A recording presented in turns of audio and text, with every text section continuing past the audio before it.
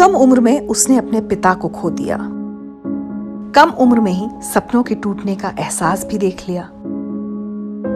अपने आंसू छुपाकर दुनिया को हंसाने का हुनर भी कम उम्र में ही सीख लिया। जिंदगी के कई गहरे राज मुश्किल हालातों ने कम उम्र में ही जता दिए। लेकिन इन्हीं संघर्षों और इनसे हार न मानने वाली फितरत ने अमित भड़ाना को बहुत कम उम्र में ही देश के सबसे सफल यूट्यूबर्स की कतार में ला दिया। आप अमित भड़ाना के यूट्यूब वीडियो देखते हो या ना देखते हो, उनके जीवन के सफर की कहानी जरूर देखिए। जीवन का फलसफा छुपा है इस कहानी में। अमित, बहुत बहुत स्वागत है आपका जिंदगी विद रिचा में। नमस्ते रिचा जी। यूट्यूब चैनल, कभी सोचा था कि इतने बड़े यूट्यूबर बन जाएंगे आप देश के, कि 2 करोड़ से ज़्यादा सब्सक्राइबर्स होंगे? जो छोटा बच्चा अमित भड़ाना था, उसने कभी सोचा था आज इस मुकाम पर होगा वो? नहीं, ऐसे सोचा तो नहीं था। और मुझे लगता है सोच के काम होते भी नहीं है ज़्यादा। प्लानिंग से नहीं हो पाती ज़्यादा चीज़ें। मतलब लोग काफ़ी विश्वास रखते हैं प्लानिंग में कि प्लानिंग से चीज़ें करनी चाहिए, लेकिन मुझे लगता है एक सेटलमेंट के बाद प्लानिंग अच्छी लगती है। शुरू में तो मौज मस्ती में ही चीज़ें शुरू होती हैं, तो मतलब सोचा तो नहीं था मैंने ऐसा कुछ। चलिए, एक बार वैसे जिन लोगों ने नहीं देखा है, जिनको नहीं पता, उनके लिए एक बार आपके चैनल से जुड़ी उपलब्धियां बता दें। जब से शुरू हुआ है, क्या क्या माइलस्टोन्स आप अचीव कर चुके हैं पहले ही? मैं ज़्यादा इन चीज़ों में बिलीव नहीं रखता कि मैंने क्या अचीव किया है। मैं इसमें बिलीव करता हूँ कि हमने क्या किया है।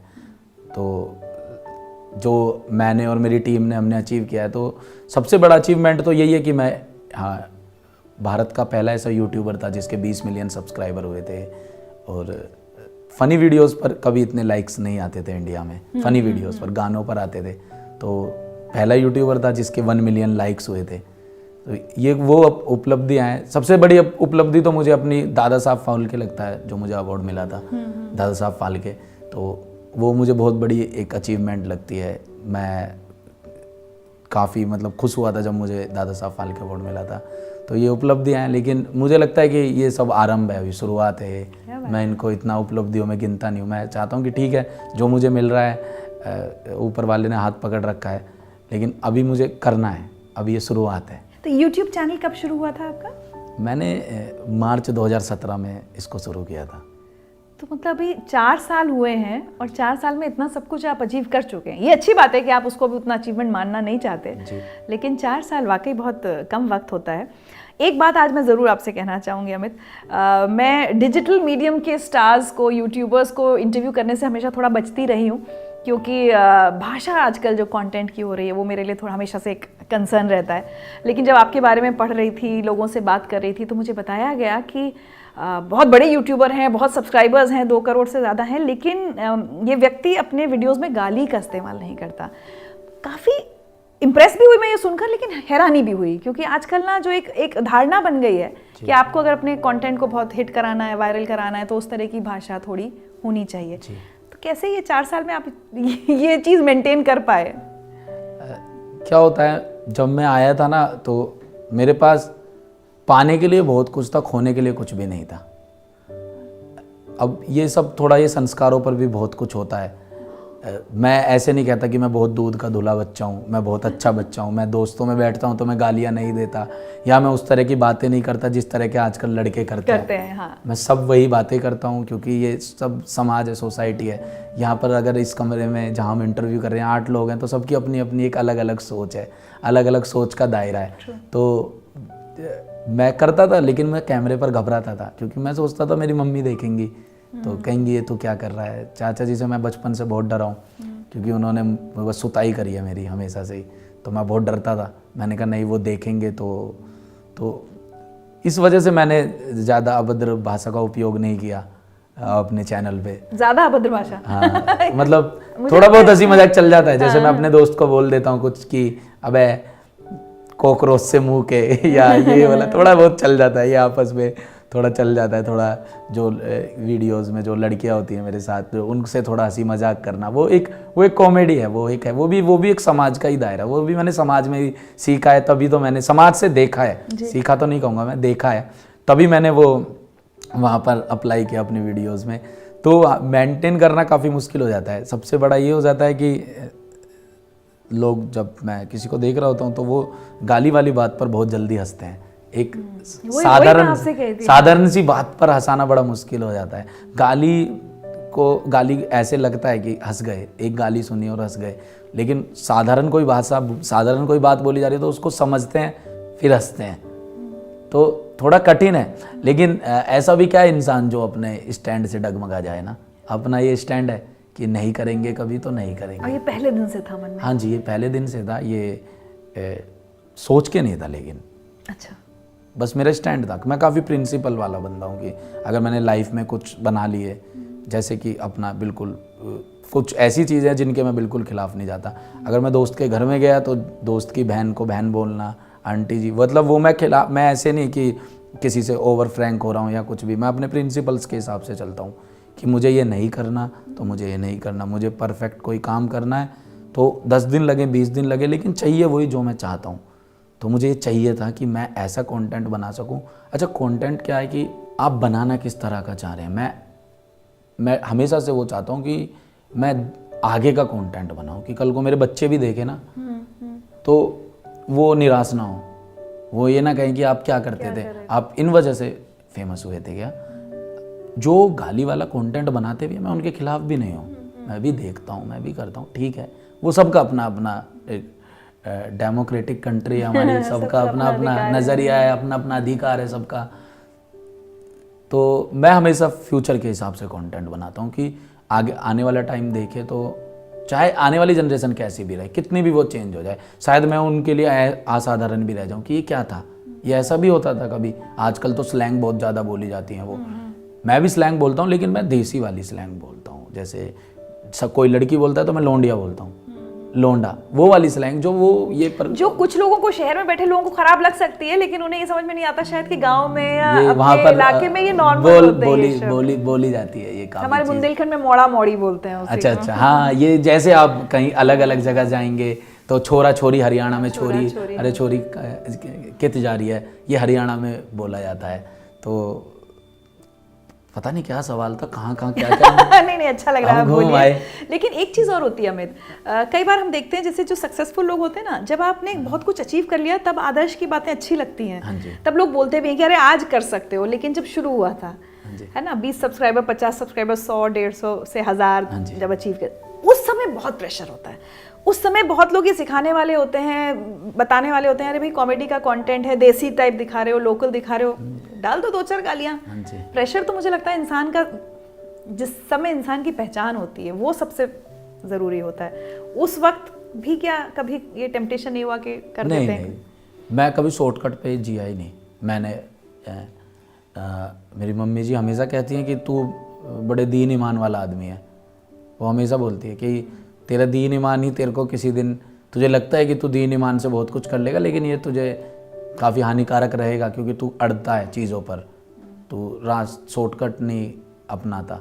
मैं कभी शॉर्टकट नहीं अपनाता। मुझे ज़िंदगी में मतलब ऐसी भी क्या मसूरी कि किसी को बुरा बोल के आप वो हासिल करें, तो मुझे ऐसी मसूरी कभी नहीं चाहिए थी। मुझे ऐसी कोई वार्तालाप नहीं चाहिए थी जिसमें जो लोगों जो एक फैमिली साथ बैठकर ना देख सके।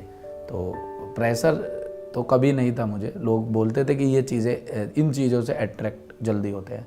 मैंने कहा हम वो करके दिखाएंगे, कुछ अलग करेंगे हम, क्योंकि किसी को तो खड़ा होना होता है ना दिखाने के लिए कि देखो हम होते हैं खड़े, हम अलग भी कर सकते हैं। आप ये कर रहे हैं, हम ये करके भी पहचान बनाएंगे।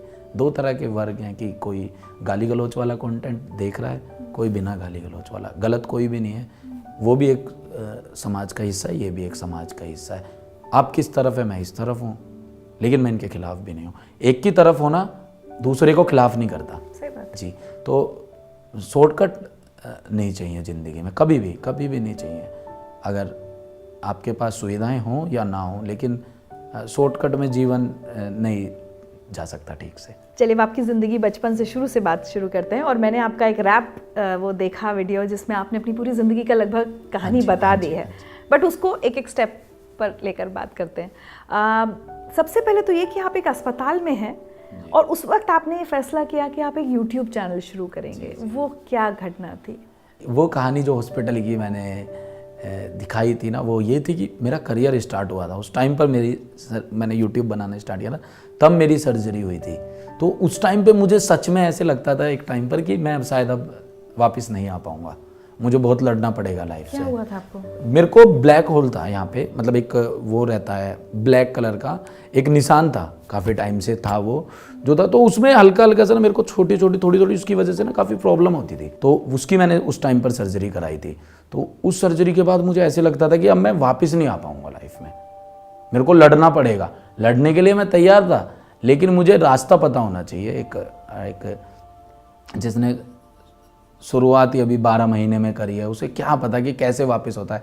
अब भाई आप किसी फील्ड में 6-7 साल से हैं तो आपकी PR भी होती है, आपके आसपास लोग होते हैं, वो आपको समझाएंगे बताएंगे। मेरे पास कोई था नहीं, मेरे को ज़्यादा से ज़्यादा क्या कह सकते थे लोग, भाई कर सकते हो, आप कर सकते हो, लेकिन सिर्फ ऐसे बोलने से ना कि कर सकते हो, उससे काम नहीं चलता। मतलब तब तक शुरुआत कर दी थी आपने? अब मैंने शुरुआत कर दी थी, तो वो मैं हॉस्पिटल में तब होता था, मैं एडिट करता रहता था ऐसे। तो वो सीन मैंने ऐसा दिखाया कि डॉक्टर ने मुझे पहचाना था कि अरे आप अमित हो, मैं वीडियोस देखता हूँ, मेरी लड़की है और लड़के आपकी वीडियो देखते हैं। तो वो एक सीन है जिसमें डॉक्टर ऐसे करता है, तो वो ये था कि डॉक्टर भी कह रहा था कि यार मुझे तेरी वीडियोस बहुत पसंद है, लेकिन आपके लिए बहुत डिफ़िकल्ट हो जाता है।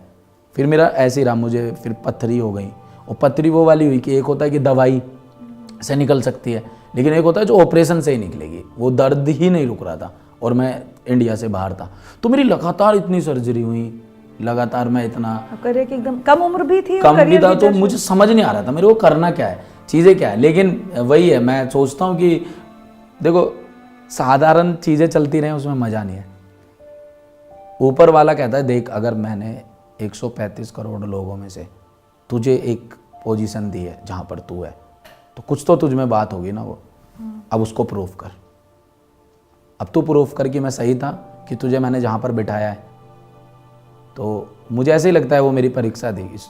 जब आप स्कूल और कॉलेज में होते थे तो हमेशा पेपर होते थे, लेकिन जब आप कामयाब हो जाते हो तो आप फ्री हो जाते हो ना, मैं पढ़ नहीं रहा, मैं उठूंगा अपने हिसाब से करूँगा। भगवान कहता है रुक, चलेगा सर्कल वैसे ही, फ़र्क इतना इस बार पेन और कॉपी नहीं रहेगी तेरे हाथ में, आंसर शीट नहीं रहेगी तेरे हाथ में, ना तेरे को पता है कि तेरा क्वेश्चन पेपर क्या है। तेरी ये परीक्षा है, दे अपने हिसाब से, अपने तरीके से दे। तो हम सोचते हैं ना ज़िंदगी आसान, आदमी सोचता पैसा कमा लिया, नाम कमा लिया, अब मज़े करेंगे। भगवान आपको अंदरूनी तौर पे परीक्षाएं देता रहता है, कभी पारिवारिक, कभी शारीरिक, कभी दिमागी तौर पे, वो तरीके से आपकी परीक्षाएं लेते रहते हैं। तो लेकिन लड़ना चाहिए, लड़ना बहुत ज़रूरी है। अगर आप अपने आप से ही नहीं लड़े, आप कभी भी ना सेटिस्फाई नहीं हो सकते अपने आप से। अगर आपने अपने आप को ये बोल दिया कि बस कि हो गया काम, हो गया, कर लिया, हाँ, तो ख्वाब टूटते रहने चाहिए। अगर आपके ख्वाब नहीं टूटेंगे तो बात नहीं बनेगी। तो क्या चाहिए था, ज़्यादा से ज़्यादा मैं क्या सोच सकता था एक टाइम पर आके कि मुझे बहुत फेमस होना है, हो गया, फिर अब क्या करूँ, अब रजाई ओढ़ के सो जाऊँ? नहीं, है ना, कुछ टूटेगा, फिर कुछ जुड़ेगा, कुछ नया होगा, धीरे धीरे बुनेंगे, कुछ सपने बुने जाएंगे, चीज़ें बुनी जाएंगी। तो लड़ते रहना चाहिए, लड़ने की क्षमता ना होनी चाहिए इंसान के अंदर, बहुत ज़रूरी है। अगर लड़ लेगा तो बहुत चीज़ें अपने आप दूर हो जाती है। अपने आप से ही तो लड़ना, दुनिया से थोड़ी ना लड़ना है ना। लड़ने पर आपकी पुलिस कंप्लेंट हो रही है, ना किसी के मम्मी पापा घर पे आ रहे हैं हमारा लड़का पीट दिया, है ना। अपने आप से लड़ रहे हो, अपने आप से बात कर रहे हो, अपने आप उसी से जीतना है, अपने आप से ही जीतना है। लेकिन आपकी लड़ाई और आपकी ज़िंदगी के इम्तिहान बहुत कम उम्र में शुरू हो गए, और मुझे लगता है शुरुआत तब हुई जब आपने अपने पिता को खोया। क्या उम्र थी आपकी, और उसके बाद क्या हालात रहे घर के, परिवार के? मैं बहुत छोटा था, मैं 6-7 साल का ही था, तो तब मैंने पिताजी को अपने खोया। मुझे उससे ज़्यादा जो एक चीज़ है जो दिल से, जब मैं समझदार हुआ, जब मुझे पता लगा, तो मुझे दुख उस चीज़ का होता है कि मेरे जो पिताजी के भी पिताजी थे, तो जब मेरे पिताजी भी 5-6 साल के थे तब उनके पिताजी का भी देहांत हो गया। मेरे दादाजी मिलिट्री में थे, आर्मी में थे, हाँ जी, तो उनका भी देहांत हो गया। तो ये मैं एक नसीब मानता हूँ, या फिर मैं कह सकता हूँ कि ये एक बड़ी पीड़ा की बात है कि मेरे पिताजी ने भी वही संघर्ष अपने पिताजी को नहीं देखा, और वही सेम चीज़ मेरे साथ भी हुई कि मैं भी वो नहीं कर पाया चीज़ ना। मेरे को भी नहीं पता कि एक, देखो कहते हैं कि माँ होती हैं जो वो संभाल लेती हैं, माँ ने संभाला, सारी चीज़ें करा। पिताजी की अपनी जगह है, उनके रिश्ते को बहुत लोगों ने अंडररेटेड कर दिया, उनको नहीं समझ पाते लोग। जिनके नहीं है वो बहुत अच्छे से उसको समझ पाते हैं। आपने लाइन अपने गाने में, रैप में डाली है कि उनसे पूछो जिनके। हाँ, उनसे पूछो, क्योंकि एक आप जब स्कूल में होते हो और बहुत छोटे होते हो, तो जब कोई आपसे ये कहता है कि मेरे पापा आएंगे कल पेरेंट्स टीचर मीटिंग में, तो आपको फील होती हैं बहुत सारी चीज़ें ना, है ना। तो वो एक बहुत दुखद चीज़ें होती हैं जो मन में मेरे हमेशा वो पेन रहता है। मैं कभी दिखाता नहीं हूँ किसी को, क्योंकि मेरे आगे पीछे बहुत लोग चल रहे हैं मेरे ज़रिए। अगर मैं ही कमज़ोर पड़ गया तो कड़ी टूट जाएगी। पिताजी की कमी हमेशा मेरी ज़िंदगी में रहेगी, मैं हमेशा उन्हें याद करता हूँ। अभी कभी भी मुझे हमेशा उनकी याद आती है। बट कुछ यादें होंगी क्योंकि इतने छोटे थे आप, मन में कुछ भी याद है आपको? यही उनके साथ मेरे को यही सबसे बड़ी एक मेरा दुख है कि मुझे कुछ याद नहीं, मैं बहुत छोटा था, उनके साथ बिताया छोटा था, और छोटी छोटी चीज़ें याद है ना, वही घुमाना, साइकिल चलाना, वो बहुत छोटी चीज़ें जो मेरे को लगता है कि कम है मेरे लिए। मेरे जीवन में उनका महत्व तो वो बहुत है, लेकिन बहुत सारी चीज़ें होनी चाहिए थी, मुझे पता होनी चाहिए थी। क्योंकि मुझे वो पिताजी वाला तरीका नहीं पता कि आप जब 10 साल के होते हो तो पिताजी आपको कैसे ट्रीट करते हैं, 15 साल के होते हो तो कैसे करते हैं, 20 साल के होते हैं, नहीं, मैंने वो जीवन ही नहीं जिया, मुझे पता ही नहीं। वो एक कमी रही है। अब पता नहीं, मैं जब बड़ा होऊंगा, जब मैं अपने बच्चों को, जब मैं कर रहा हूँगा उस तरीके से ट्रीट, समझ रहा हूँगा, तो शायद मैं थोड़ा रिलेट कर पाऊँगा कि क्या वो होता है। लेकिन कमी हमेशा रहती है एक। लेकिन कहीं ना कहीं पिता का जो मार्गदर्शन या जो डांट डपट सब कुछ होती है, वो जगह चाचा ने लेने की कोशिश की है? हाँ जी, हमेशा चाचा जी ने बहुत संभाला, वही चीज़ें करी चाचा जी ने। मतलब मैं हमेशा से सुनता था कि चाचाओं ने प्रॉपर्टी हड़प ली, चाचाओं ने परेशान कर दिया, चाचाओं ने ये कर दिया। मेरे साथ अलग ही था। मेरे लिए तो बिल्कुल वो एकदम बहुत महान उनका चरित्र है मेरी नज़रों में, तो बिल्कुल महान इंसान है वो। जो उन्होंने किया मेरे लिए वो शायद ही कोई करता या सोच ही नहीं सकता। अपने बच्चों के बारे में भी इतना नहीं सोचा वो, तो उन्होंने रिश्ता निभाया, चाचा भतीजे का नहीं निभाया, उन्होंने भाई का रिश्ता निभाया। तो इसलिए मैं रिश्तों में बहुत विश्वास रखता हूँ कि क्योंकि मैंने घर में ही सीखा है कि रिश्ते कैसे निभाए जाते हैं, तो रिश्ते निभाने बहुत ज़रूरी है। कहाँ पले बढ़े आप? ये सब बचपन कहाँ बीता आपका? शुरू के 5 साल बुलंदशहर में। ओह, हाँ जी, फिर बुलंदशहर के बाद दिल्ली में मेरी हुआ स्कूलिंग, मैंने दिल्ली से की, कॉलेज मैंने दिल्ली से किया, ग्रेजुएशन, वकालत मैंने गाज़ियाबाद से करी। ग्रेटर नोएडा से मेरी दादी थी। हाँ जी, तो ग्रेटर नोएडा मेरा बहुत आना जाना था बचपन में, रेल से आता था मैं दादी के साथ, शाहदरा से अजायपुर रेल पकड़ता था, उनके साथ ही आता था जाता था। चाचा जी काफ़ी प्रेशर में रखते थे, डांट के धमका के, तो मुझे रिलीफ मिलता था। जब छुट्टियां मिलती थी तो दादी कहती थी मेरे साथ मेरे गांव चलेगा, तो बुज़ुर्ग भी थी तो कोई साथ भी चाहिए होता था, तो मैं जाता, बड़ा खुश होता था मैं। मुझे आज भी याद है, सुबह सुबह उनका झोला ठाके मैं ऑटो पकड़ता था, ऑटो में उन्हें बिठाता था, उनसे सारे पैसे ले लेता था कि तुम्हारे गिर जाएंगे, फिर उसमें से पैसे उड़ाता था। जैसे 100 रुपये मिल गए तो 10 रख लेता हूँ अपने बचा के, बोल देता था कि गोल चक्कर से शाहदरा उसने 20 रुपये ले लिए। दादी हिसाब की बड़ी पक्की थी कि 5 रुपये लगते हैं। मैंने कहा नहीं 20 रुपये लगते हैं, बता रहा हूँ मैं तुम्हें, तो मैं 10 उनमें से उड़ा। क्या उम्र थी तब आपकी?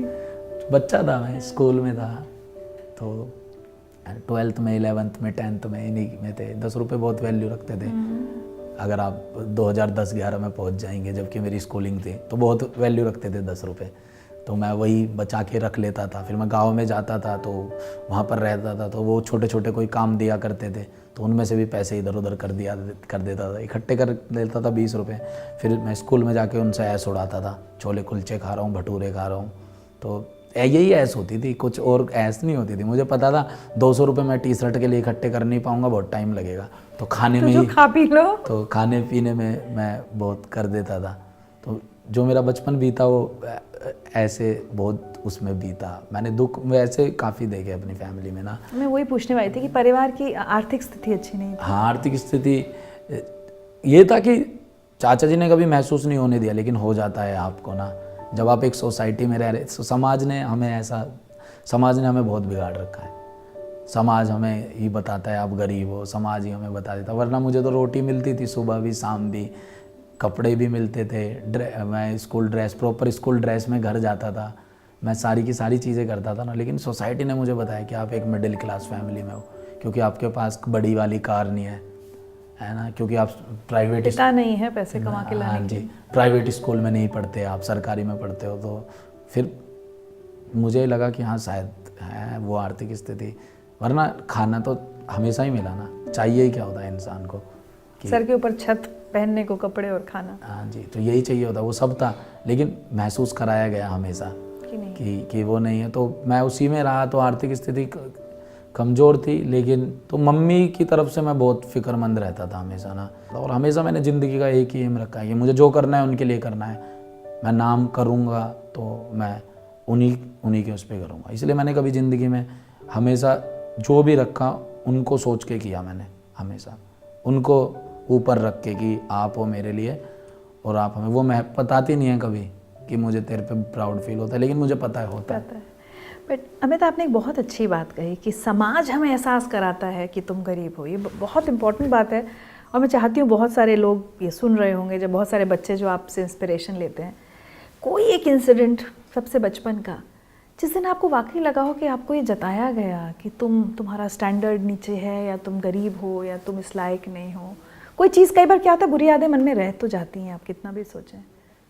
रिश्तेदार ही जता देते हैं, रिश्तेदार ही ऐसे होते हैं। ये रिश्तेदार है ना जो ये ना, मैं कहता हूँ ना कि इनको एक जगह, मतलब एक प्लेन में बंद करो सबको और छोड़ आओ कहीं ऐसी जगह जहाँ बिल्कुल डेमोक्रेसी ना हो, जहाँ इन्हें बोलने की आज़ादी ना मिले। सीरियस बात पे भी आपने कॉमेडी कर दी। क्योंकि इनको यही आपके पास जब आते हैं तो आपको महसूस करा देते हैं, कभी आपको बोल देते हैं कि हमसे पैसे ले रखे हैं तुमने, कुछ भी ऐसी चीज़ें बोल देते हैं। तो रिश्तेदार बहुत होते हैं, मतलब रिश्तेदार आपको घाव देते हैं। अब अपना टाइम है उनको दाव दिखाने का। तो अब कोई इंसिडेंट बताना चाहेंगे बचपन में?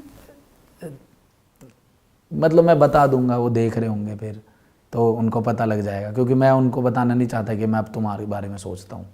तो मैं सोचता ही नहीं उनके बारे में। उनकी इच्छाएं हैं कि मैं उनकी शादियों में जाऊँ, उनके घर में उनके वो फ़ोटो कराएं। मैंने कहा चलो कोई बात नहीं, ये समय है, समय का खेल है।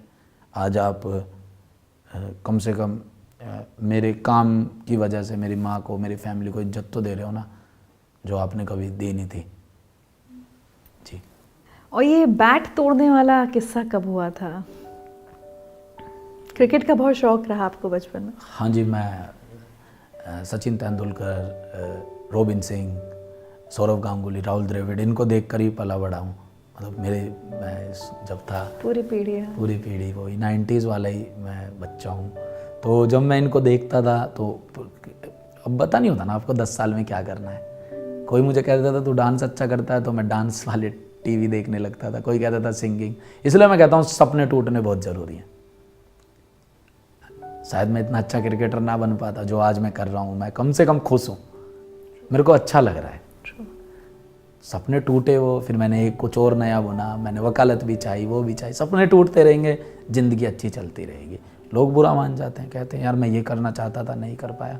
समय तो दे, समय को थोड़ा समय दो। लेकिन चाचा ने बैट तोड़ा था, उसके बाद आपने क्रिकेट, आपका खेलना बंद हो गया था, क्या हुआ? पिटाई कर देते थे मेरी, मारते बहुत थे मुझे बचपन में। मैंने पिटाई बहुत खाई है चाचा जी से। अच्छा। हाँ, सभी से पिटा हूँ मैं।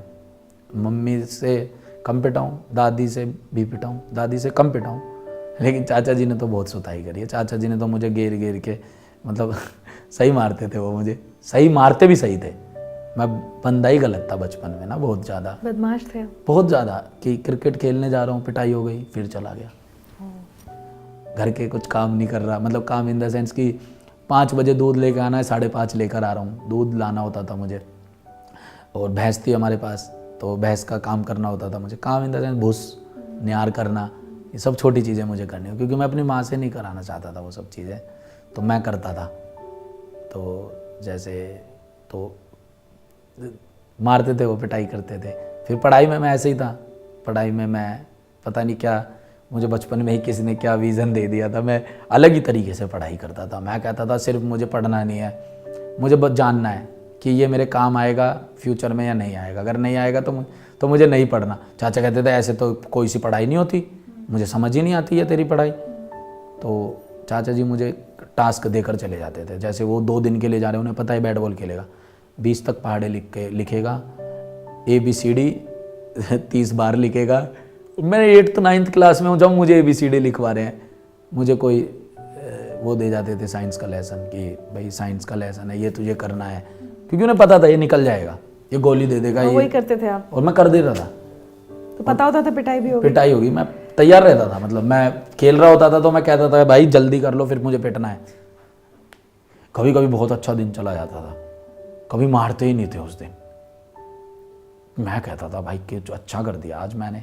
फिर मैं सोचता था क्या किया आज, और पूजा करी थी आज मैंने, कल भी करूँगा।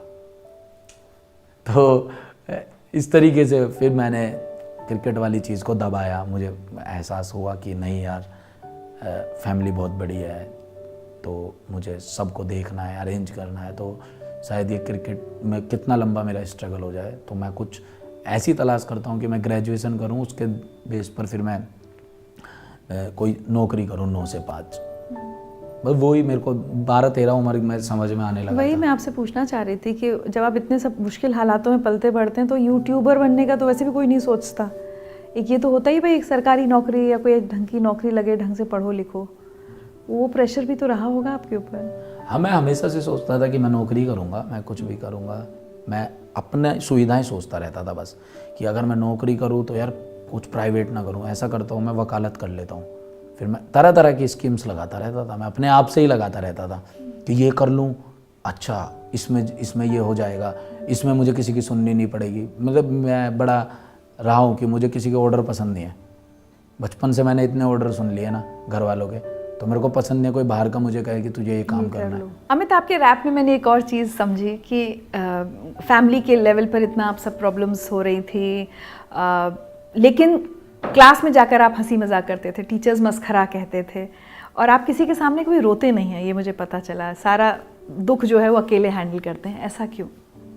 मैं विश्वास रखता हूँ इन चीज़ों में, क्योंकि मैं कहता हूँ कि आपके दुख पे सब हंस पड़ते हैं, तो इसलिए मैं खुद तक ही रखता हूँ। कुछ तो आपको ऐसी चीज़ अपने तक रखनी पड़ेगी जो सिर्फ आप अपने से ही बात कर सके। आपको अपने से बात करने के बहुत सारे रीज़न चाहिए, और दूसरों से तो आप बात कर ही सकते हैं। बचपन में भी कभी जब बच्चा जैसे चाचा से पिटाई हुई कुछ, वो कभी नहीं लगा कि दोस्तों के साथ शेयर नहीं, करूं? मैंने कभी नहीं। मेरे दोस्त यही कहते हैं कि ये बहुत छुपा रुस्तम है इन चीज़ों में। मेरी बहुत अलग इमेज है अपने दोस्तों में। कम उम्र से ही मुझे बड़ा वो मानते हैं कि भाई ये कुछ नहीं बताता, ये अपने तक रखता है, ये नहीं बताएगा आपको, कुछ भी नहीं बताएगा। आप मेरे दोस्तों से बात करोगे तो वो यही कहेंगे कि वो नहीं बताएगा कुछ भी आपको, मैं नहीं बताता। बस मैं सोचता हूँ कि ऑलरेडी यही इतने दुख, इसकी अलग कहानी चल रही होगी इसकी दुनिया में, चलती है। और वो अब मैं आपसे बात कर रहा हूँ, लेकिन आप किस तरीके से, आप भी यहाँ पर इंटरव्यू कर रहे हैं, आपका काम है ये, आप कर रहे हैं, लेकिन आप भी किस वजह से अंदरूनी तौर पर परेशान होंगे ना, वो कहानी आप तक है। एक मैं अपनी बता दूँ तो मैंने 2 कहानियाँ बता दी आपको, थोड़ी अपनी परेशानी दे दी। देखो 5% तो आप उससे इन्फ्लुएंस होंगे, आप सुनोगे अच्छा ये भी परेशान है, ओ ये तो मेरे साथ भी हो रहा है, ये तो मैं भी देख रही हूँ, मैं भी और परेशान हो जाओगे। तो खुद को ही कर लो, दूसरा को जीने दो। क्या बात, इतनी बड़ी बात की। लेकिन क्या अपने उस दुख को छुपाने के चक्कर में ही आप क्लास में हंसी मजाक और जो मस्खरा टाइटल नाम मिल गया कि ये सब करते थे? हाँ, क्योंकि आप जो रूप आपने अब बंद कमरे में कर लिया अपने साथ, अब वो बाहर नहीं ला सकते ना, कमज़ोर हो जाओगे आप दुनिया की नज़र में, और कमज़ोर को कोई टिकने नहीं देता। तो मैं तो बहुत लंबी इनिंग्स का खिलाड़ी था, तो मैं तो वैसे भी कमज़ोर नहीं दिखना चाहता था कहीं पे, तो मैं हमेशा मजबूत रहा। मैंने कहा कोई बात नहीं भाई, अपनी चीज़ें मैंने वैलिड रखी जो भी थी। अगर मैं गोल्ड स्टार के जूते पहन रहा था और कोई नाइकी के तो मैं उसको बताता था कि गोल्ड स्टार के फ़ायदे क्या हैं। तेरे में नहीं बता रहा कि तू जो पहन रहा है उसका नुकसान क्या है, लेकिन फ़ायदा क्या है, तू मेरे फ़ायदे सुन ले। तो मैंने हमेशा अपने आप को मजबूताई से पेश किया हर जगह, मैं कभी घबराया नहीं। और इसीलिए मैं हंसी मजाक करा करता था, क्योंकि मुझे वो पसंद था। मेरे लिए वो इनर पीस था। 4 लोग हंसते थे। आपके साथ जब कोई नहीं होता और 5 लोग आपको हंसते हैं तो आप बहुत अंदर ही अंदर से बहुत खुश हो जाते हैं। तो मैं हमेशा उसी खुशी में जिया। तो वो कहीं ना कहीं अपने अपने दुख को छुपाने का तरीका था, कह जो सकते शायद हैं। बाद में धीरे धीरे आदत बनता चला गया। हाँ, मैं हूँ अभी भी ऐसा। मुझे क्या चल रहा होता मैं किसी को नहीं बताता। मैं अपने में रहता हूँ, मैं अपने से बात कर अपने से, ठीक है। ये मुझे आपकी आदत बहुत अपने जैसी लग रही है। अब आते हैं उस फेज़ की तरफ, उस फेज़ पर जहाँ यूट्यूबर बनने का लगा होगा, या कुछ भी क्रिएटिव साइड में जाना है, वो नॉर्मल एक नौकरी या कहीं पे कुछ नहीं करना है। वो दौर कैसा था? ग्रेजुएशन के दौरान समझ में आया कि क्या करना है? मैं धीरे धीरे डबिंग तो डिजिटल की तरफ तो मैं 2013-12 में प्रभावित होने लगा था काफ़ी। अच्छा, काफ़ी कम उम्र में? हाँ, काफ़ी कम उम्र में। तो ये ग्रेजुएशन का ही टाइम था मेरा। मैं डबिंग्स करने लगा था, बॉर्डर की डबिंग्स, फिल्म उठाई और उसमें देसी लैंग्वेज फिट कर देता था। अरे इंगे को अरे कहाँ को जा रही है, ऐसे करके कि भैया मेरे तो एडमिशन होगा DU में, ओ भैया अब तो तू मौज काटेगा वहाँ जाके। तो ऐसी मैं डबिंग करता था और सब कहते थे तो ये क्या चल रहा है, फिल्म का सीन चल रहा है और पीछे आवाज़ किसी और की चल रही है, ये सनी देओल साहब की तो आवाज़ नहीं है, ये तो पीछे कोई और बोल रहा है। तो आप आवाज़ भी कॉपी करते हैं? कॉपी नहीं करता था मैं, अपनी में ही बोल देता था। तो आवाज़ भी कॉपी नहीं करता हूँ और मैं कभी किसी का कंटेंट भी कॉपी नहीं करता। मैं कॉपी नहीं करता कुछ भी, ओरिजिनल जो है तो है। आपको पसंद है तो ठीक है, ना पसंद है तो फिर भी स्वागत है। हाँ जी। और वो आपने अपना यूट्यूब चैनल तब वो शुरू किया था? अच्छा, फेसबुक पे करते थे। कोई मेरे को मैसेज करता था, I am your big fan. मैंने कहा फैन? मैंने कहा ये मेरा, मैंने कहा अच्छा भाई, मैंने कहा ठीक है भाई, रिप्लाई भी करते हो? मैंने कहा भाई मैं तो कर देता हूँ यार। तो मेरे लिए बहुत ऐसा होता था। ये 2012-13 की बात है। 12-13 फिर मैं धीरे धीरे करता रहा। फिर एक एडले का गाना आया हेलो, तो वो बड़े आराम से ऐसे बोलती है हेलो, तो मैं लेटा हुआ था, मैंने ऐसे डब कर दिया। मैं इधर से बोलने लगा हेलो, तो वो उधर से बोलती है, फिर से वो बोलती है। वो गाना बड़ा स्लो है, आप सुनना उसको, हेलो। तो फिर मैं बोलता हूँ हेलो, तो वो कहती है हेलो। मैंने कहा नेटवर्क प्रॉब्लम है। तो फिर वो बोलती है हेलो। मैंने कहा देख ये नहीं चलेगा, सुबह सुबह फ़ोन मिला दिया और हेलो हेलो बोले जा रही है, या तो कुछ बोल, क्या दिक्कत है, क्या हुआ एडेले? फिर वो इंग्लिश में बोलती है लगातार, जो भी उसका लाइन होती है।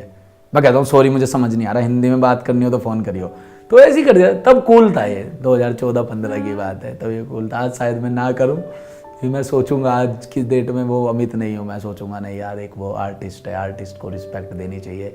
बड़ी मेहनत से उसने अपना क्रिएटिव वर्क निकाला और आप उसके साथ ऐसे छेड़खानी कर रहे हो उसके कंटेंट के साथ। अब नहीं करूँगा, लेकिन तब कर देता था, तब इतना दिमाग नहीं था। फिर मैं करता रहता था, करता, सुकून मिलने लगा, खुशी मिलने लगी, लोग बातें करने लगे, अटेंशन मिलने लगी। अच्छी लगती है कम उम्र में बहुत अटेंशन। जब आपके सिर्फ 3 ही दोस्त हो ना, और 3 दोस्तों के नाम भी ऐसे हो, छोटू, गोलू, चिंटू, तो आपको कोई ऐसा बंदा मैसेज कर देना जिसका नाम सार्थक अवस्थी हो, तो आपको ऐसे लगता है सार्थक अवस्थी ने मैसेज किया है। अब तक तो चिंटू ही तारीफ करता था, अब सार्थक अवस्थी कर रहा है ना, तो आपको बहुत अच्छा लगने लगता है। मैंने कहा यार कुछ तो बात है। और हमारी जो लड़कियां भी दोस्त होती थी तो उनके तो नाम भी रूपा, ज्योति ऐसे होते थे। और फिर आपको कोई श्रुति मल्होत्रा बोल दे, यार आप तो बहुत अच्छी वीडियो बनाते हो, अरे यार कुछ तो बात हो रही है, इंटरनेशनल मामला जा रहा है ना। तो मुझे ये फील होता था उस टाइम पे कि भाई मैं कुछ बढ़िया ही कर रहा हूँ। तो मैं काफ़ी प्रभावित था अपने देसी सरकाज़्म से, जो मुझे बहुत अच्छा लगता था। जैसे कि मैं एक दोस्त था मेरा, उसके बड़े भाई के रिश्ते की बात चल रही थी, तो उसने बोला मैं अभी नहीं करूँगा शादी, चाहे कुछ हो जाए, अभी तो मेरी पढ़ने की उम्र है। तो पीछे दादा बैठे थे अपना आराम से रोटी खा रहे हैं, उन्होंने किसी से नजर नहीं मिलाई। कह रहे तो लड़की से ही तो शादी कर रहे हैं, बंदरिया से थोड़ी ना कर रहे हैं जो आती तेरी किताबों को फाड़ के खा जाएगी। वो तो एकदम कितना नॉर्मल बात। तो मैं इससे बड़ा प्रभावित था। जब मेरी दादी गुस्सा हो जाती है ना किसी से, तो आपने उनको बोला दादी राम राम, मैं ना ले रही कि राम राम ही ना ले रही। मैं इससे बहुत प्रभावित था सरकाज़्म से ना। तो क्योंकि इसमें बहुत ऐसी चीज़ें हैं, वर्ड बहुत अच्छे अच्छे हैं। हैकर्ड, भाई बहुत हैकर्ड हो रहा है।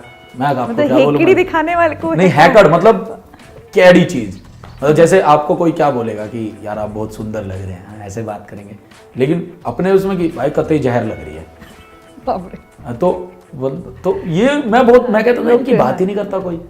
सही बात है। लुकिंग प्रीटी और यही चल लुकिंग गया। ब्यूटीफुल में ज्यादा फंसे हुए हैं लोग। तो मैंने सोचा ये बातें बोलते हैं, बातें करते हैं, अपने वहाँ की गलियों की बातें करते हैं। और वो वहाँ का बच्चा, वहाँ का युवा भी तो कंटेंट देखना चाह रहा है ना अपने तरह का।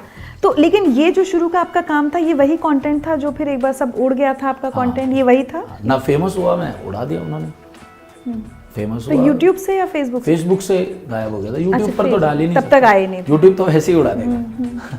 यूट्यूब तो काफी स्ट्रिक्ट है इन चीजों तो में। जब आपके इन वीडियोस को व्यूज मिलने लगे तो ये सारा कंटेंट उड़ गया। हाँ, तो उन्होंने पहचाना कि बहुत आते थे। उस टाइम पर जियो वियो कुछ भी नहीं था और 5-5 मिलियन जाते थे। 5 मिलियन था ही नहीं उस टाइम पर, इंटरनेट लोग होता कितना। ये 5 मिलियन व्यूज आपकी शुरुआत 2013-14 में हो गई। Oh my God. यही वो था उसमें। आप उसे देखोगे ना तो एमिनम गा रहा है और पीछे गाना चल रहा है 26 की पैमाइश लेरी 5-6 की हाइट। वो इतना जबरदस्त लेवल पे मैचिंग हो रखी है, लोग कह रहे हैं ये एमिनम गा रहा है, देसी गाना हरियाणा का गा रहा है। और हरियाणा के गाने बूम हो रहे थे तब उस टाइम पे, मतलब हरियाणा के गाने लोग सुन रहे थे और एकदम से लोगों ने देखा यार हमारे गाने डाल रहा है, लोगों को बहुत अच्छा लगता था। तो कैसे सब करते थे? इतने पैसे थे आपके पास? कुछ भी नहीं। मेरा एक दोस्त था, उसका फ़ोन, उसके पास 2 फ़ोन थे, तो वो आईफोन उसका ऐसे ही पड़ा रहता था। तो उसमें एक सॉफ्टवेयर था आई मूवी, तो मैं कहता था यार मुझे दे दे, तो सपोर्टिव बहुत रहा। तो उसने कहा कि ले लें, मैं उसी में करता था। Oh my God. तो मैं जैसे मेरे को कोई साउंड भी कुछ ऐसे करना होता था तो मैं मुंह से ऐसे बोल के, या कुछ जैसे कुर्सी की आवाज़ डालनी तो कुर्सी ऐसे कर देता था और उसमें रिकॉर्ड कर लेता था। गेट की आवाज़ डालनी होती तो गेट को ऐसे मार देता था, तो वो मैं रिकॉर्ड कर लेता था, उसमें सेव कर लेता था, फिर उसको डाल देता था एडिट पे। 7-8 घंटे लगते थे काफ़ी, मतलब उसमें टाइम लगता था। गर्मियों में बहुत दिक्कत आती थी क्योंकि आपको पंखा नहीं चलाना होता, पंखे की आवाज़ आएगी, तो बिल्कुल भाई सब पसीने निकल रहे हैं सारी चीज़ें। तो मैं अपना कच्चा बनियान में ही रहता था। मैंने कहा भाई मैं टी शर्ट भी नहीं पहनूंगा कि और गर्मी लगेगी। तो वो 6-7 घंटे घर वालों को लगता था लड़का बहुत तकड़ी पढ़ाई कर रहा है। अच्छा, मैं पूछने वाली थी कि इसमें पिटाई नहीं हुई कि तुम ये पता नहीं लगा, पढ़ने लिखने की चालू बनी है ना यहाँ पे आके। मैं जब चालू अमित नहीं था, वो वाला कॉलेज में था वो वाला अमित, तो बचपन वाला अमित तो सादगी में जीवन बिता दिया उसने तो अपना आराम से। ये वाला अमित तो अब चालू हो गया था, दुनिया जारी देख रहा था, उसको धोखे मिल रहे थे, मौके मिल रहे थे, तो वो परख रहा था, तो चालू हो रहा था। वो घर वालों को भी बेवकूफ़ बना रहा था ना कि मैं पढ़ाई करने जा रहा हूँ मम्मी, ठीक है बेटा। वहाँ जाके डबिंग पेल रहा है लोंडा। Oh my God. और किसी को कोई कानो कान खबर है? नहीं, पता ही नहीं लगा। शुरू के 2 साल तो कुछ पता ही नहीं था कौन क्या। जब यूट्यूब पे भी 3 महीने बाद पता लगा। अच्छा। जब लोगों ने उनको बोला ना आपके लड़के के साथ फोटो कराने, आपके भतीजे के साथ कराने, क्या कर दिया, ऐसा क्या कर दिया? तो उनको बताया कि वीडियो बनाते हैं ऐसे। उन्होंने देखी, फिर मैंने फेस ही नहीं किया चाचा जी को 3-4 महीने। मैं जाता ही नहीं था उनके सामने, क्योंकि डांट तो इसमें भी पड़ सकती है। मुझे ये था कि मैंने ग्रेजुएशन कर ली, MA कर ली थी मैंने, लॉ कर ली थी मैंने, कि अब तो कमाने की उम्र है, अब तो कमा के देगा। लड़का हो गया 23-24 साल का, अब तो कुछ करेगा ये। और ये इसने यूट्यूब यूट्यूब चला दिया। शुरू में तो वो डिसअपॉइंट हुए होंगे, ऐसा नहीं है कि शुरू में ही खुश हो गए होंगे कि वाह बहुत अच्छा काम कर रहा है?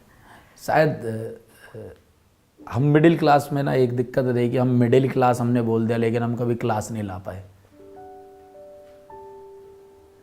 तो मुझे ऐसा लगता है कि समझने में इसलिए हम लोगों को बहुत टाइम लग जाता है।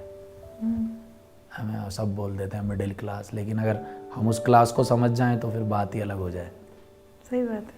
हाँ जी। तो अभी खुश हैं लेकिन चाचा और मम्मी? सभी खुश हैं, अभी तो सब खुश हैं। अभी तो प्राउड फील होता है उन्हें भी वही अच्छा लगता है कि जब कोई बोलता है कि गाली नहीं देता ये। अच्छा, ये जो आप कॉलेज के दौर की बात कर रहे हैं, आपके गाने में एक और बात का जिक्र है जो मुझे लगा ज़रूर हमें करनी चाहिए कि आप उस समय बिगड़ गए थे। हाँ जी। क्या कर रहे थे? क्या आपको नशे की लत लगी थी? क्या हुआ था? आज मैं जानना चाहूँगी। मैं अपने पूरे करियर में 26-27 साल मेरी उम्र हो चुकी है, मैंने आज तक कभी स्मोकिंग, ड्रिंक, हाँ मैं प्योर वेजिटेरियन आदमी हूँ। बहुत पूजा पाठ करने वाला भी लड़का हूँ मैं, पूजा बहुत करता हूँ, कर्म में मैं बहुत विश्वास रखता हूँ। जो फिर उस दौर में क्या हुआ था? काफ़ी चीज़ें हो जाती है, जवानी होती है, वो जवानी क्या जिसकी कोई कहानी ना हो। तो जवानी की चीज़ें थी, कॉलेज में थे, मौज मस्तियाँ करते थे, कॉलेज राजनीति में थे, महिलाओं में मित्रता करते थे, फिर एक से ज़्यादा भी महिलाओं से मित्रता हो जाती थी तो उन्हें पता लग जाता था। ठीक है, नशा वगैरह से, क्योंकि मुझे वो देखकर ऐसा लगा कि शायद ये आपकी जिंदगी का ये पहलू रहा है क्या? मेरे यार दोस्त यही कहते हैं कि ये इन चीज़ों से दूर रहा तो शायद इसीलिए ये लंबी इनिंग का खिलाड़ी है। इन चीज़ों के वजह से क्या होता है, सक्सेस आ तो बहुत जल्दी सकती है लेकिन उतनी जल्दी जा भी सकती है, चली जाती ही है, सकती नहीं है। मुझे सब कहते हैं कि तू यूट्यूब में दोस्त नहीं बनाता। मैं कहता हूँ क्योंकि मैंने कम उम्र में बहुत दोस्त बना लिए। मुझे नए लोगों की तलाश नहीं है अभी। मुझे मेरा एक मानना है कि जब आप सफ़र में होते हो तो आपको रास्तों से दोस्ती नहीं करनी चाहिए। क्या बात है। तो मैं रास्तों से दोस्ती नहीं करता। सफ़र यूट्यूब है, यूट्यूब के लोग हैं, मैंने उनसे दोस्ती कर रखी है। जितने भी, चाहे वो यूट्यूबर हो चाहे कोई, वो रास्ते में है, वो रास्ते हैं ना, वो भी अपने एक सफ़र में है ना। तो मेरे को उनसे मित्रता नहीं करनी, मेरे को लोगों से सीधी बात करनी है। तो मैं इस वाले अपनी ऑडियंस को आप ध्यान में रखते हैं। बस मैं और ज़्यादा मैं फोकस नहीं करता। बहुत बढ़िया। यहाँ पर मैं इससे ज़्यादा शोर शराबा, जहाँ गाने चल रहे हों, लाइट्स कम हों, मैं नहीं रह सकता। मुझे लाइट्स चाहिए, मतलब अंधेरा नहीं। जे पास्ट में खुद इतना अंधेरा देख कर आए, इतनी चीज़ें देख कर आए, अब तो थोड़ा उजाला चाहिए अपनी ज़िंदगी में। तो जब हमारा करियर ब्राइट है तो हम अंधेरा क्यों करें? अच्छा, आप समझते, आपका वो फेसबुक से सारे वीडियोस उड़ गए, अब अगेन आप एक ऐसी जगह खड़े हैं जहाँ आपको समझ नहीं आ रहा होगा कि अब क्या करना है। भाई लॉ या जो ग्रेजुएशन पोस्ट ग्रेजुएशन किए उसमें कुछ करना है, तो वो मुकाम कैसे आया? वो मोमेंट मैं चाह रही हूँ समझना कि अच्छा यूट्यूब चैनल खोल के देखते हैं। वो जब वहाँ पर कुछ नहीं था तो प्लेटफॉर्म की तलाश थी। अच्छा, कलाकार कला से कार को चलाता है ना, ये कलाकार की खासियत है।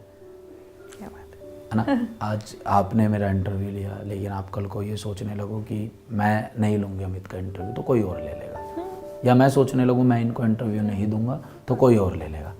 तो कला को तलाश रहती है। फेसबुक ने पूरी नहीं करी तो वो यूट्यूब ने पूरी करी। तो ऐसे मैंने यूट्यूब किया क्योंकि मुझे पता था कि मैं कुछ ना कुछ तो करूँगा यार। और अब तब तक ये ध्यान आ गया था कि अब यही करना है। हाँ, मेरा सौभाग्य यही रहा कि मैं पहले दिन से ही रहा सुर्खियों में, कि लोगों ने पहचाना कि हाँ कुछ नया है। क्योंकि जब घर घर इंटरनेट जा रहा था, तब इंटरनेट इतना बूम हो रहा था उस टाइम पे, एक चीज़ चल रही थी कि हाँ यार इंटरनेट बूम हो रहा है। तो और एकदम से एक लोग बात कर रहे थे कि हाँ यार एक देसी सा लड़का है, सांवला सा दिखता है, पतला सा है, कुछ इतने खास लुक्स भी नहीं है, लेकिन बातें सुनो बड़ी लंबी लंबी मार रहा है। जैसे आप हो ना वैसे ही आपके फैंस होते हैं। अगर आप टॉक्सिक बातें करोगे तो आपसे टॉक्सिक लोग ही जुड़ेंगे। बहुत सही बात। जैसे आप खुद हो वैसे।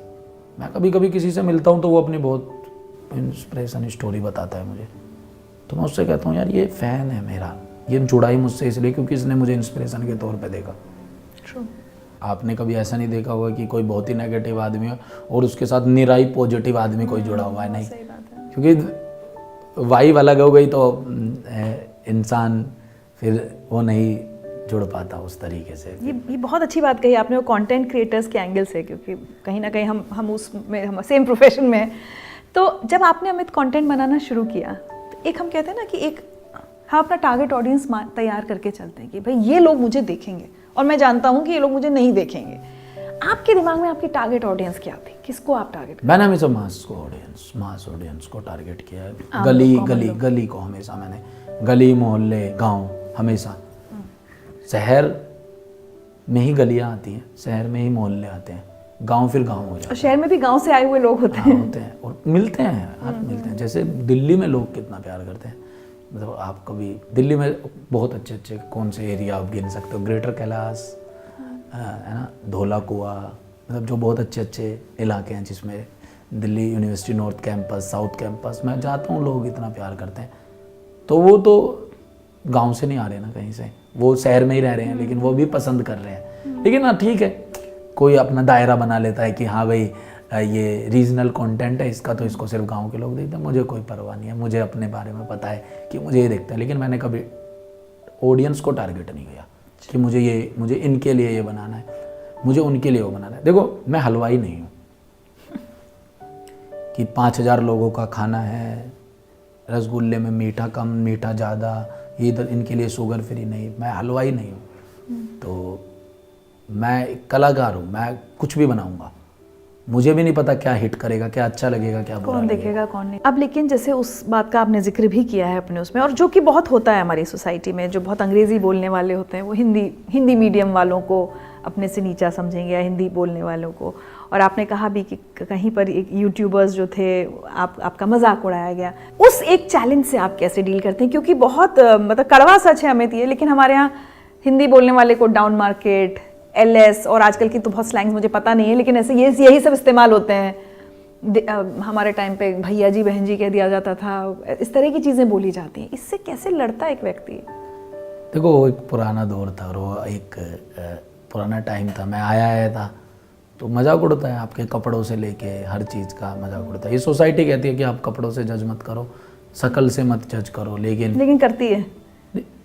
सोसाइटी को चलाने वाले करते हैं। अब जब यूट्यूबर जज कर सकते हैं तो सोसाइटी तो भाई आप जज कर रहे हो, आपको 50,000 लोग देख रहे हैं, आप जज कर रहे हो, तो आप सोसाइटी को ही तो चला रहे हो ना, क्योंकि 50,000 लोग आपको फॉलो कर रहे हैं। तो मैं कुर्ते पजामे पहनता था वीडियोज़ में, तो ऐसी बातें करता था, तो काफ़ी इन चीज़ों पर काफ़ी सवाल। बहुत लोकल डायलेक्ट था आपका, देसी भाषा आप देसी था, तो इस पर बहुत मजाक उड़ता था, मेरे को बताते थे लोग। लेकिन ठीक है, वो मेरा बोला मुझे, मैंने काम से जवाब दे दिया। वो भाई जहाँ होंगे मैं जाऊँगा। अब लेकिन मैं अभी उस सिचुएशन पर हूँ कि मैं चाहता हूँ कि वो खुश रहे, मैं खुश रहूँ, बढ़िया।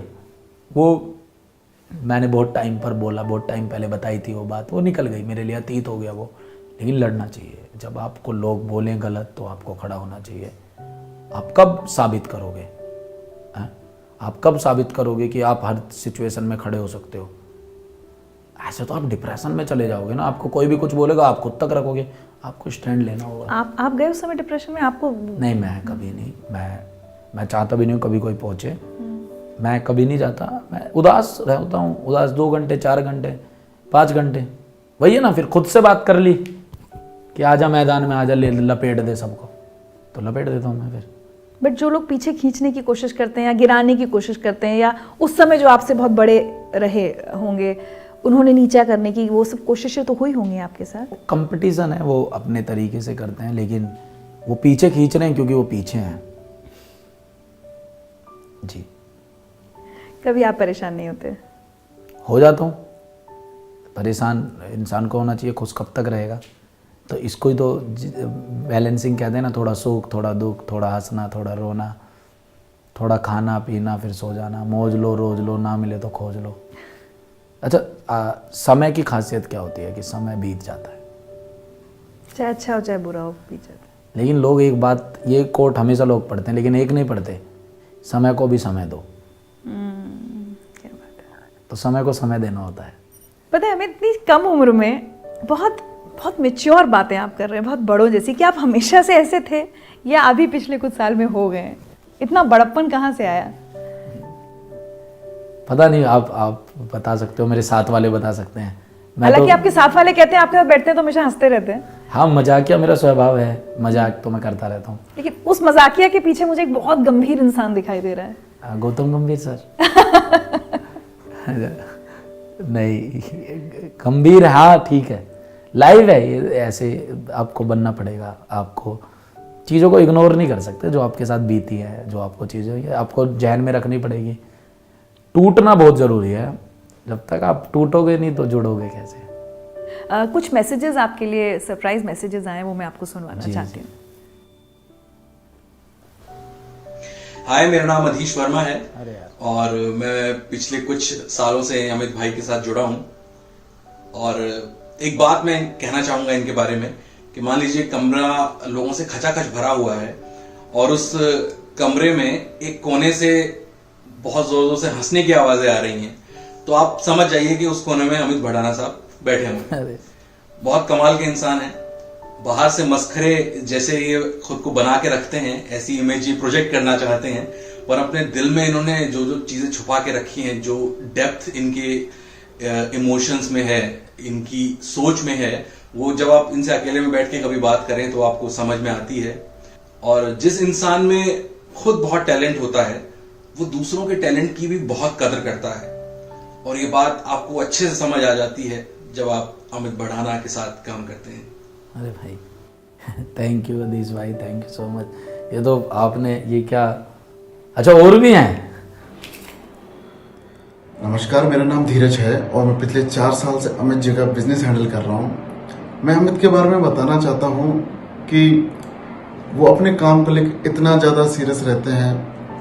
जिस दिन उनका वीडियो शूट स्टार्ट होता है और वीडियो शूट खत्म होने तक इतने ज़्यादा डेडिकेटेड रहते हैं अपने काम को लेकर कि उनको ये नहीं पता रहता कि भाई सोना कब है, खाना कब है, उठना कब है, किससे बात करनी है। कंटिन्यूसली वीडियो शूटिंग में लगे रहते हैं और जो उनकी मेहनत है वो वीडियो के अंदर दिखती है जब वीडियो पब्लिकली पब्लिश होती है यूट्यूब पर।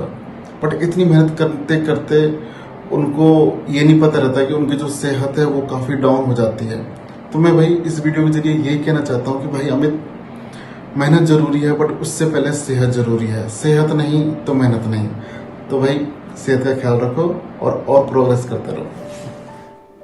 मैं भी भाई आपसे ये कहना चाहूँगा, आप भी पेमेंट टाइम पे कर दिया करो, बिजनेस हैंडल करते हो तो। मुझे याद है जब मैं पहली बार अमित से मिला था, हम लोग 5-6 जने एक रूम में थे और भाई साहब हंसी रुकने का नाम नहीं ले रही थी पूरे रूम में, और उस हंसी का source, you guessed it, was Amit. तो अमित के साथ ये चीज मैंने नोटिस की है कि अमित को फनी बनने के लिए मेहनत नहीं करनी पड़ती, मतलब उसे एफर्ट नहीं लगाना पड़ता, वो कहीं से सीख कर या देख कर नहीं आता है, वो इंस्पायर नहीं होता है। अमित एक्चुअली फनी है, अमित इनहेरेंटली फनी है। अरे और सबसे बड़ी बात, अमित को लोगों को हंसाना अच्छा लगता है। आई थिंक अमित को ना वो एक इनर पीस मिलता है जब वो लोगों को हंसा रहा होता है, और I think that is one of the most noble things that any person can have. और इसीलिए मुझे ऐसा लगता है कि अमित आज जहां है वहां पर उसे होना चाहिए था, वो डिजर्व करता है। और भगवान करे ये सिलसिला हमेशा चलता रहे और अमित हम सबको हंसाता रहे। अरे थैंक यू सो मच। एक बहुत इंपॉर्टेंट मैसेज आपके लिए। अमित भड़ाना के बारे में मैं क्या बोलूं। किसी ने सही कहा है कि अगर आप खुश रहते हो तो ये अच्छी बात है, लेकिन आपकी वजह से अगर लोग खुश रहे तो ये सबसे अच्छी बात है। तो अमित की सबसे अच्छी बात यही है। और एक चीज जो इसको सबसे ज्यादा स्पेशल बनाती है वो है इसकी जर्नी, इसकी यात्रा। ट्रस्ट मी, जिस बैकग्राउंड से आके आज इस बंदे ने जो जो काम किया है, फेमस बनना, कंटेंट क्रिएट करना आसान होता है, लेकिन उस काम से लाखों लोगों को इंस्पायर करना कि वो भी ये कर सकते हैं, फेमस हो सकते हैं, बड़े बन सकते हैं, पैसा कमा सकते हैं और ग्राउंडेड रह सकते हैं, बिना गाली गलौज के, बिना किसी वाहियात चीज के भी ह्यूमर क्रिएट कर सकते हैं, वो करना बहुत मुश्किल है। और आज के टाइम में 2021 में अगर कोई बंदा उसको सक्सेसफुली कर रहा है, you are the man Amit. और ये मेरे को लगता है ट्रेलर है, लोगों ने अभी असली पिक्चर नहीं देखी है, और आपकी जर्नी से उनको सीखना चाहिए कि किस बैकग्राउंड से बंदा कहाँ आज पहुंचा हुआ है। और चलते चलते मैं कहना चाहूंगा कि जब मैं अमित को पहली बार मिला तो अमित ने यही कहा था कि भाई मैं बस में ट्रैवल करता था और 5 रुपए की टिकट में वो लीड वाली क्या बोलते हैं, छोटा वाला मोबाइल फोन होता था, कीपैड वाला, उसमें हम लोग लगा के बहुआ सुना करते थे। और फिर मैं अमित का इंटरव्यू ले रहा था तो अमित ने बोला ये मेरे लिए बहुत स्पेशल है। सो ट्रस्ट मी, वही मैं कह रहा हूँ, ये ट्रेलर है, अभी आपको बहुत आगे जाना है, बहुत धमाका करना है। ऑल द बेस्ट, अपना ख्याल रखना। जय हिंद मेरे भाई। थैंक यू भाई, थैंक यू सो मच भाई। बहुत रौनक भाई तो शुरू से बहुत प्यार देते हैं और हमेशा से ये आपके लिए रहता है। जब आप किसी को देखते हैं, सुनते हैं और फिर आप उनके साथ काम करें, अच्छा लगता है आपको। रौनक भाई उनमें से एक हैं, अक्षय कुमार सर, अजय देवगन सर, तो ये काफ़ी स्पेशल लोग हैं लाइफ में जिनके साथ मैंने काम किया और जिन्हें मैं देखता हूँ। अभी मैंने बादशाह भाई के साथ भी, पाजी के साथ भी काम किया, तो ये इनको मैं सुनता था और वो करते थे, और अब ये साथ में काम करते हैं, मुझे जानते हैं, पहचानते हैं। कभी अमित जब इतना सक्सेस मिलता है तो जैसे हम कह रहे थे ना, कोई भी दिन एक जैसे नहीं रहते, कभी मन में ये इनसिक्योरिटी या डर आता है कि what if one day I wake up to see कि ये सब कुछ नहीं है? क्या ये सब एक सपने की तरह चल रहा है और एक दिन टूट जाएगा? जैसे आपने कहा सपने टूटते रहने चाहिए, अब वो डर है मन में? मैंने जब इंटरव्यू शुरू हुआ था, मैंने आपको तो भी बोला था कि मेरे पास खोने के लिए कुछ भी नहीं है। पहले नहीं था, अब तो है। अगर देखो, मैं कोई भी चीज़ ज़बरदस्ती नहीं करूँगा। मैं उनमें से नहीं हूँ कि मुझे दिखे कि अब मैं एफर्ट्स ज़बरदस्ती की लगा रहा हूँ। मेरा ये है कि मैं जब मुझे लगेगा मैं नहीं कर सकता ये सब चीज़ें, मैं अपना आराम से ज़मीन लूँगा, वहाँ पे अपना खेती बाड़ी करूँगा, आराम से मैं वहाँ चला जाऊँगा। मेरे गोल अलग हैं, मेरा एम अलग है। मुझे पैसा नहीं कमाना कि मुझे बहुत पैसा कमाना है, मैं भाई लोग जन जन मेरे बारे में बातें करें, नहीं। मुझे जन्म जन्म तक याद रखा जाए, जन जन तक ना पहुँचूँ, मैं जन्म जन्म तक पहुँच जाऊँ। और ऐसे ही जीना है जैसा है वैसा जैसे है। जाई विधि राखे राम ताही विधि रहे। चलिए आखिर में अब फ्यूचर प्लान्स की, मुझे थोड़ा कहीं रिसर्च में हम बातचीत करते हैं तो मुझे बताया गया कि अमित अगले 3-4 साल की प्लानिंग अपने काम की सबकी तैयार रखते हैं जी। कि किसने बताया आपको? अब एक पत्रकार, अपना सोर्स नहीं पता था। तो आपके अगले 3-4 साल बाद जब मैं आपसे मिलूंगी तो मैं अमित को कहाँ देखूंगी? आप कहीं देखें या मुझे ना देखें, बस आप इतना ध्यान रखें कि जिस व्यवहार से मैं आज आपसे मिला था, क्या मैं उसी व्यवहार से उन दिनों मिलूं, तो आप मुझे कहना। आप मेरी अचीवमेंट पर मुझसे कभी ना मिलना, आप मुझसे मेरे व्यवहार पर ही मिलना। अगर मैंने दुनिया भर की पाली और व्यवहार मेरा और बेकार हो गया तो मैं कुछ नहीं सीखा, मैं नंबरों में फंस गया। तो जब मैं आपसे मिलूँ तो आप मेरी अचीवमेंट मत देखना, आप ये देखना कि अमित मैं पिछली बार तुमसे मिली थी तो आप कैसे थे और आज भी आप वैसे ही हो या आप उससे बेटर हो गए हो।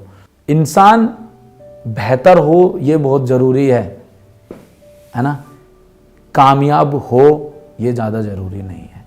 अमित, आज चलते चलते करोड़ों आपके चैनल के सब्सक्राइबर्स हैं, आपके व्यूज़ करोड़ों में जाते हैं, लेकिन वो जो बच्चे, खासकर युवा जो आपको देखते हैं, उनमें से भी कोई बच्चा होगा जिसने अपने पिता को खो दिया होगा, उनमें से भी बहुत सारे बच्चे होंगे जिनके सपने टूट रहे होंगे, कुछ करना चाहते होंगे, डिजिटल मीडिया में आना चाहते होंगे। उन सब बच्चों के लिए आप क्या मैसेज देना चाहेंगे? देखो, एक बहुत छोटी बात है लेकिन बड़ी बात है, और ये है कि आप किसी के जैसे ना बने, आप अपने जैसे बने। जब अमित, कोई कहता है कि मुझे अमित भड़ाना भाई आपके जैसा बनना है, तो मैं कहता हूँ अमित भड़ाना बन गया ना, अमित भड़ाना, अब आप अपने जैसे बने। इसकी सबसे ज़्यादा ज़रूरत है कि आप पहचानें कि आप करना क्या चाहते हैं। अगर नहीं पहचान पा रहे तो समय दें। और एक बात मैं बस जाते जाते कहना चाहूँगा, बहुत लोग ऐसे होंगे जो इस इंटरव्यू को देख रहे होंगे तो आपका पिछला हफ्ता बहुत बेकार गया होगा, बहुत नॉर्मल गया होगा, बहुत ज़्यादा अच्छा नहीं गया होगा। तो आज इस इंटरव्यू के बाद उसी जो चीज़ आपकी लाइफ में चल रही है, कम से कम 2-3 हफ्ते और दें। ये ना सोचे 7 दिन खराब हो गए, ज़िंदगी खराब हो गई। अभी 20, 21, 25 दिन और दें, चीज़ें सुधरेगी। थोड़ा समय लगता है। अपने आप को पहचानें, असली रहें, जो आपको दिखता है। सबसे बड़ी चीज़ है कि जिस संस्कार पर पले बड़े हो ना, उस संस्कार को हमेशा फॉलो करो। कहीं नई जगह जाते हो, नई तरह के लोग देखते हो तो घबराए ना। वो जो कर रहे हैं वो उनके हिसाब से, आपको जो करना है अपने हिसाब से करना है। तो आपको अपना चलाना है, जो वो चला रहे हैं उनको वो चलाने दें। लाइफ रेस है तो हम भी रेसर हैं भाई, भागेंगे, कोई बात नहीं। हुसैन बोल्ट की तरह नहीं भाग पाएंगे, लेकिन उनके आसपास तो भागेंगे हमेशा। Thank you. क्या बात है। अच्छा, आज एक बात मुझे कहनी होगी अपने सारे व्यूअर्स से कि जो लोग अमित भड़ाना के वीडियोस देखते हैं, उनके कॉमेडी वीडियोस, हंसते और हंसाते देखते हैं, उन्हें आज अमित भड़ाना का एकदम एक नया अवतार देखने को मिला होगा। चलिए, बहुत अच्छा लगा अमित आपसे बात करके, और बहुत सारी शुभकामनाएं। आप बहुत तरक्की करें, और उम्मीद करूंगी जैसा आपने कहा जब अगली बार आपसे मिलूं तो ऐसे ही मिलें जैसे आज हम मिले हैं। अमित, कुछ छोटे छोटे तोहफे हम लेकर आए हैं आपके लिए, as a token of appreciation for all that you. बहुत बढ़िया, मुझे फ्री की चीज़ें बहुत पसंद है। जो थी पहले नफरतें, जो थी पहले गालियां, आज वो है तारीफें, आज वही तालियां। मैंने की है मेहनत, जो देखा मैंने पा लिया। YouTube के थ्रू नया परिवार है बना लिया। कंटेंट फ्रेश था, मैंने बनाया देसी कंटेंट, जो देश से जुड़ा, देसी देख देसी सब था, बनने लगा। इस इंडस्ट्री का कल्चर ही कुछ ऐसा है, ये उगते सूरज को सलाम करते हैं। जब मेरा बुरा वक्त मेरे काम के लिए था तो मेरा अच्छा वक्त भी काम के लिए ही होगा। जो थी पहले नफरतें, जो थी पहले गालियां, आज वो है तारीफें, आज वही तालियां। मैंने की है मेहनत, जो देखा मैंने पा लिया। YouTube के थ्रू नया परिवार है बना लिया। मेरे सभी चाहने वालों को दिल से शुक्रिया और प्यार, ना चाहने वालों को भी बहुत सारा प्यार। आपका अपना अमित बढ़ाना।